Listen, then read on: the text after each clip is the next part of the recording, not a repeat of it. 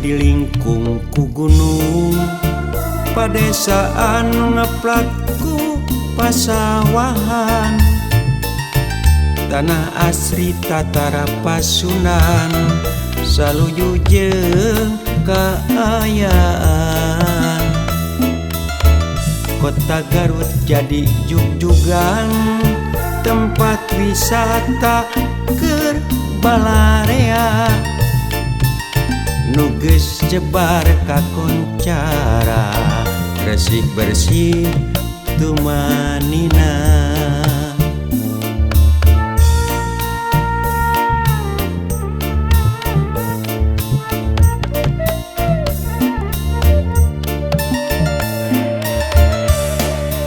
Jadi aset ke pamarentah sang